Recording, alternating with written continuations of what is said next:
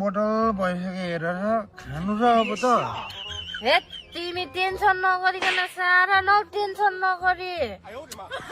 है बुढी खेतलालाई चाहिँ फिक्का चिया रङ्गेर आफू चाहिँ यस्तो झ्याप्पै भइन्छ है अरे खेतलालाई मासु भात पैसा दिइरहेको छौँ त हामीले त्यो त ठिक छ कि बुढी तर यो अब खाएर बारी खन्नु चाहिँ सकिन्छ कि त सकिन्छ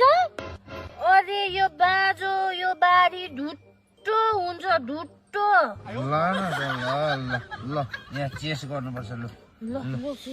चेस ल बुढी छिटो छिटो खाऊ खन्नुपर्छ अब बेला भइसक्यो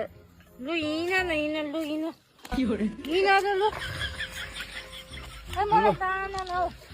कस्तो चाहना भनेको अघि त तिमीले त बारी बाँझो ढुट्टो बनाउँछु भन्दै थियौ त हौ बनाउनु पर्छ नि ल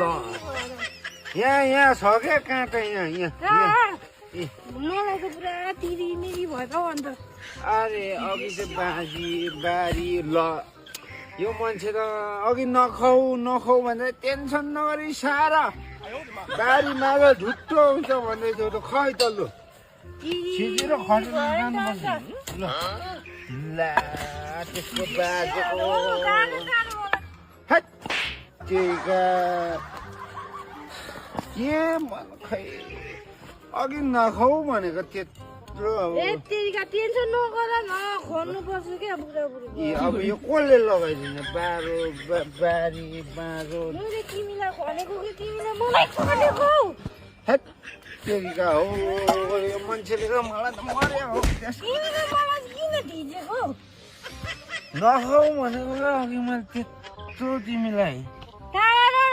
तेरिका मलाई तान्छ कि भनेको उल्टा तान्नु भन्छ खै